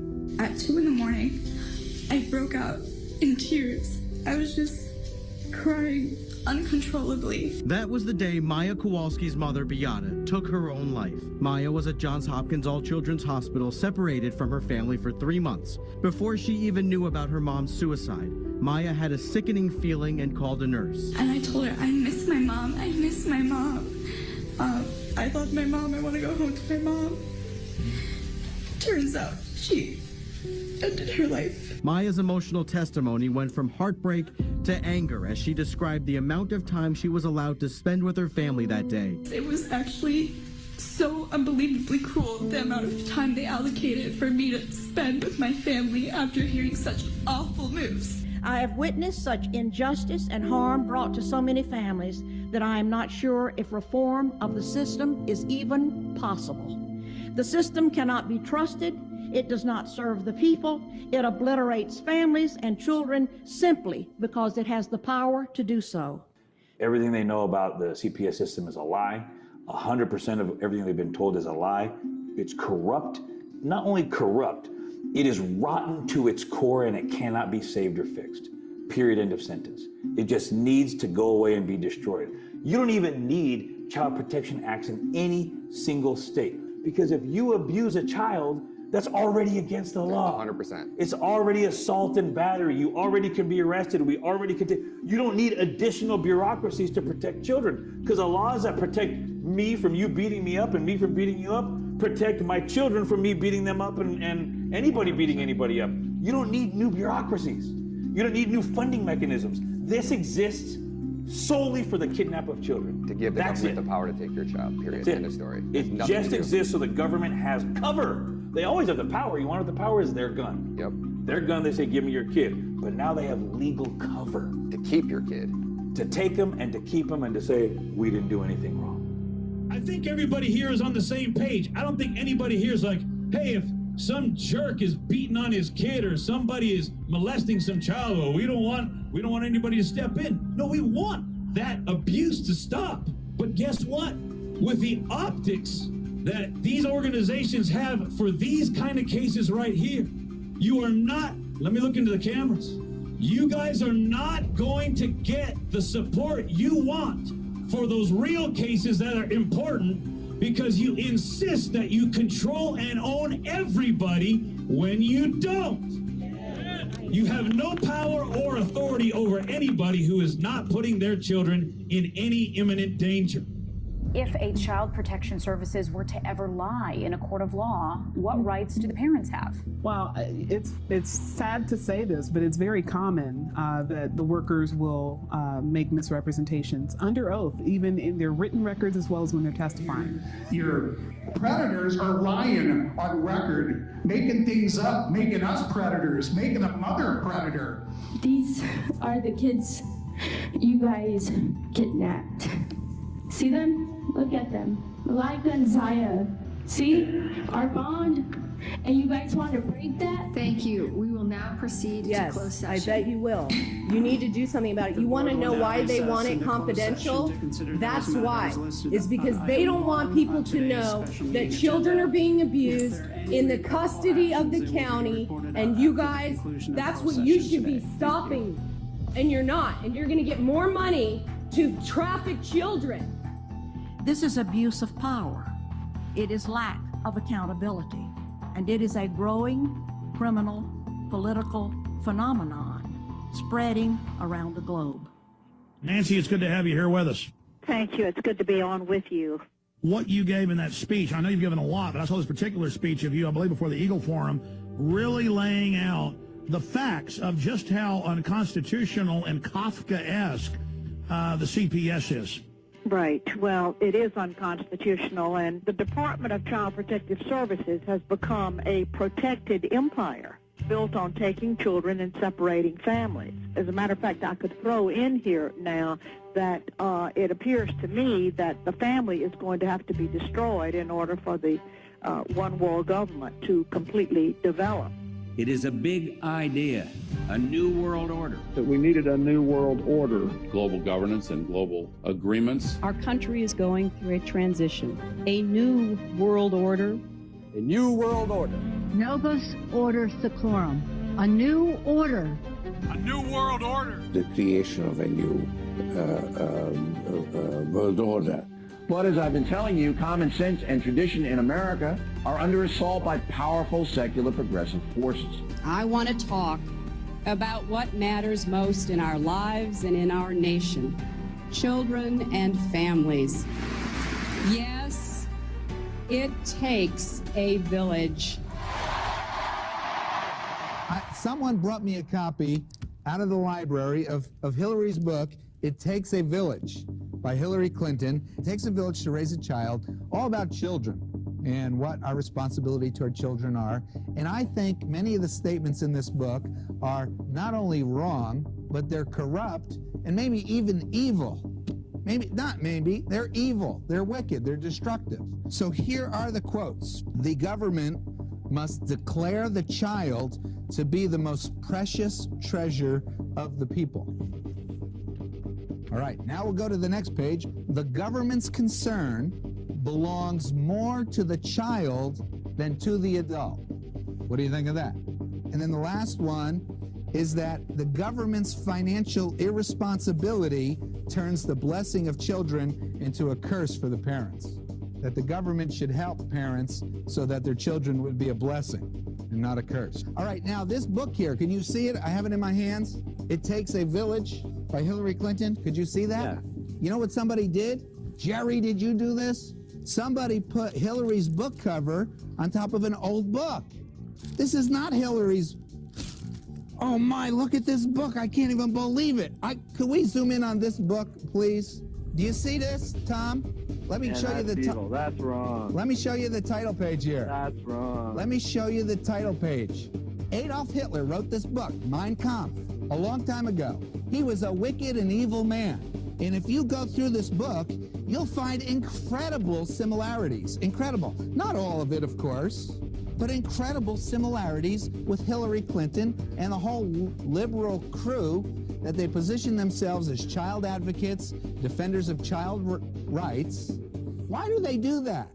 Read from social workers' own dominant textbook used in most colleges. The #1 textbook, Arthur Calhoun's A Social History of the American Family, teaches young social workers, and I quote, "The family goes back to the age of savagery, while the state belongs to the age of civilization."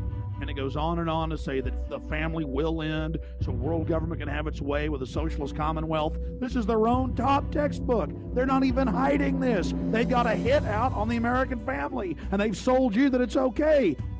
Hitler couldn't agree more. We have never invested as much in public education as we should have because we've always had kind of a private notion of children. Your kid is yours and totally your responsibility. We haven't had a very collective notion of these are our children. So part of it is we have to break through our kind of private idea that kids belong to their parents or kids belong to their families and recognize that kids belong to whole communities. Once it's everybody's responsibility and not just the households, then we start making better investments. There it is. Finally, someone said it. Finally. My kids do not belong to me. My kids are not my kids. They are the community kids. Yes. Mm-hmm. So I don't really have responsibility for my kids. I can look to the state to also take that responsibility and quite honestly, that burden from me.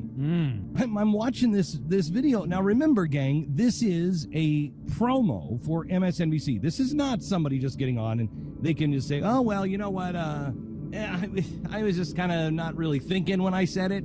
This is not a mistake. This is the announcement of where they're headed. This is truly a battle of good versus evil. Our children are the target, and millions of people in government and our education, our healthcare systems, our mental health, our child protective systems are complicit in the agenda. And it says the family is the enemy of the state and must be broken down. The family is bad. We must destroy it. Get their children. And this is exactly why they don't want you to have access to your kid again. They don't want you getting access to your kid. This is actually part of the ASFA law. It says right here, in the case of a child who has been in foster care under the responsibility of the state for 15 of the most recent 22 months, it's a requirement. It says the state shall file a petition to terminate the parental rights of the child's parents. So if they can get your kid for 15 months, you'll never see them ever again, ever. You don't even know where they are, who they're with. You've lost all parental rights.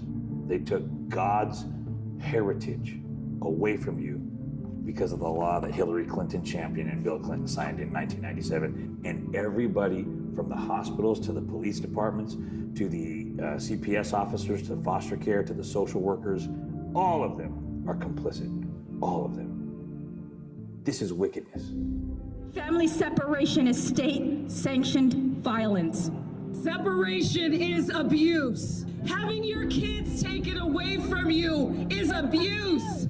Losing them to a system that is corrupt, that is not for family unification. They're for family separation, for money. I stand here today for all the parents out here that are scared to put their kids in school, scared to get their kids medical care because they're afraid of the system. So we stand here today for everybody. To demand a repeal of the Adoption and Safe Families Act, which fuels the destruction of American families by incentivizing forced adoption. I ask you, where is the justice when children are removed for minor issues? And then in the worst case scenarios, they're placed in foster care and group homes where they are starved, raped, beaten, murdered, and trafficked. See, we experienced a miracle, brother. You're having this conversation with me because we experienced a miracle. If we didn't get baby Cyrus back, we wouldn't be having this conversation. You wouldn't even know about me. And nobody would know about this story. We would be just another statistic along with everybody else. And that's the part that hurts me the most. That we're just ignorant to all this stuff until it happens to you. Because nothing is scarier to someone than to think, my child could be taken away from me at any time for any reason. I don't believe that. I don't believe that. Not in America. Not in America. Well, guess what? Want to hear the worst part about this? Not only is the concept of not in America the most ridiculous concept, go around the world and travel and you want to find out the truth, it's only in America. They don't do this in Russia. They don't do this in Germany. They don't do this in Mexico. They don't do this in Canada because those countries don't have ASFA. They don't have a federal funding mechanism that rewards the states and incentivizes them to take your children. There's a fundamental economic law which has never been contradicted to the best of my knowledge. And that is, if you pay more for something, there will tend to be more of that something available. If the amount you're willing to pay for anything goes up, somehow or other, somebody will supply more of that thing. Now, if somebody incentivized the Canadian government to steal Canadian kids, they'd start this over there tomorrow, brother. If they gave money in Australia or New Zealand, if somebody gave money and said, every time you kidnap a kid and put that kid in a hospital and put it in a foster care system, we'll pay for it, the cops get paid, the judges get paid, multiple institutions and organizations all get funded, doctors get paid, families in foster care will get paid, everybody's gonna make money. Then they do it there too. They would do it everywhere where it's financially incentivized. But the only place where we know it's financially incentivized with a limitless budget is the United States of America. CPS, the trafficking operation who tried to steal baby Cyrus, has dropped their case. That is because of all of you and because of the pressure that you put on. And I am proud to introduce to you right now, baby Cyrus is here to join us and say hello to all of you. Give him a round of applause. This is the miracles that you do. Well, those people saw baby Cyrus return in 6 days. So they reached out to us.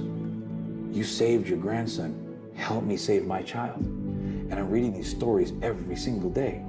And it eventually got literally too burdensome for me. I couldn't keep it up. It's difficult in the sense that when I see other people and I can't help them the same way I see it happen to them, it's heartbreaking because I know how it feels. And I understand how blessed we were to not have that ending, but there's not much more we could do. It's like we help in any way we can, but the whole system needs to be destroyed. That's how we can help, which is why we want to share our story and expose as much as we could with the story. The family of baby Cyrus defied the machine that tried to crush them, but millions don't.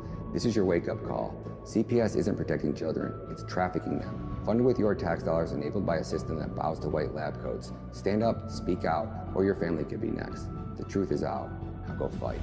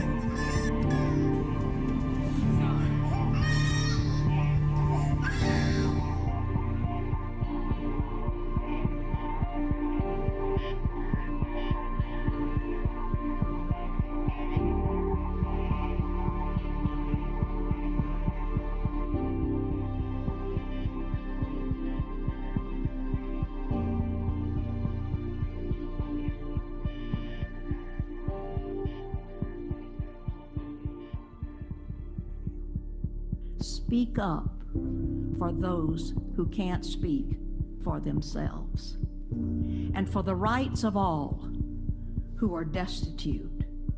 Speak up and judge fairly. Defend the rights of the poor and the needy. Thank you.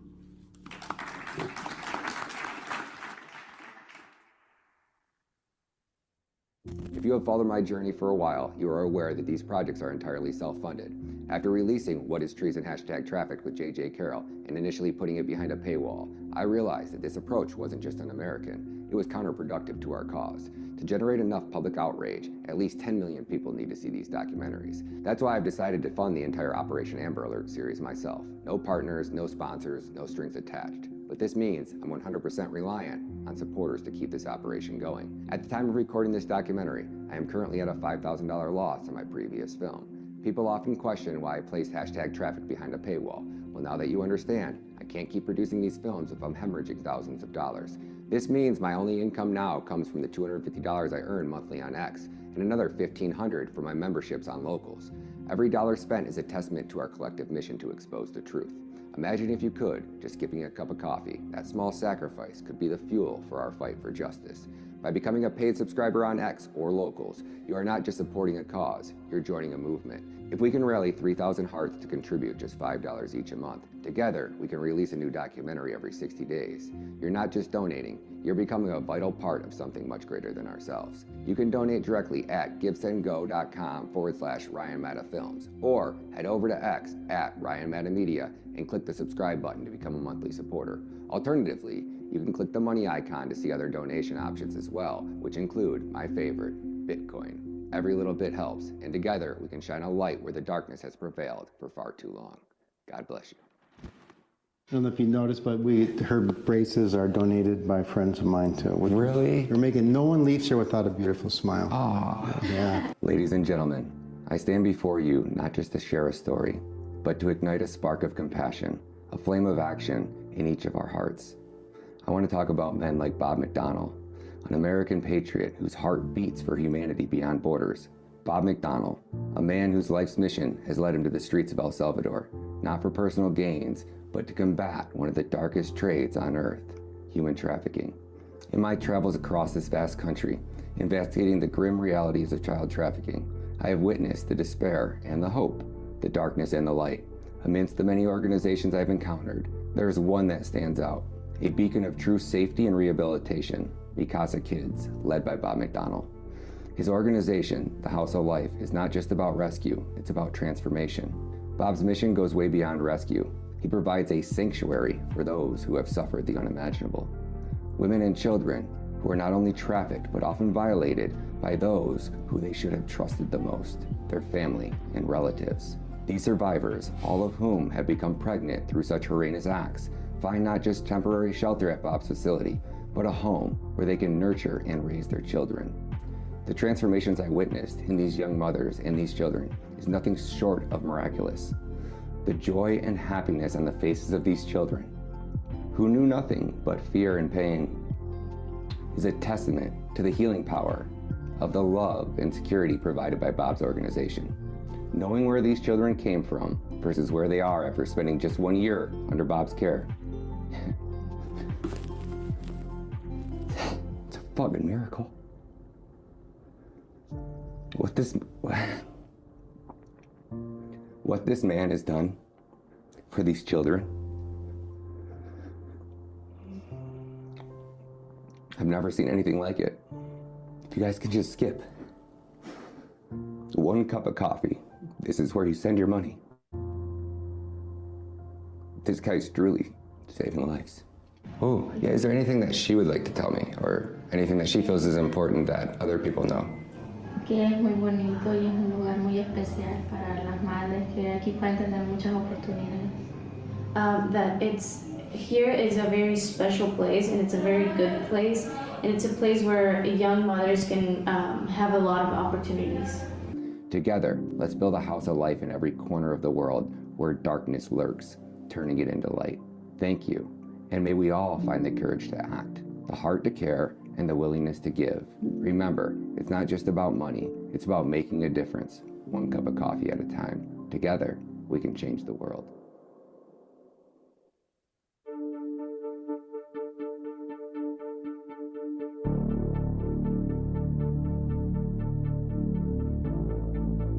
So if you guys really want to help me change the world and you want to end this beast that is CPS, we need a big call to action. And the call to action is going to be, if you've had an interaction with CPS, I need you to record a 1 to 3 minute video vertical, just like this. Go down in the comments on either X or Facebook or wherever you're watching this video. And I want you to share your video right down in the comments. I want everybody to hear your story. I want the world to hear your story. And if we can get thousands or 10,000 or 100,000 of us all to share our stories and the world can all hear what CPS has done to you and your family, I think it'll be a lot harder for them to deny, and it'll also exponentially force this video out into the algorithm for the world to see.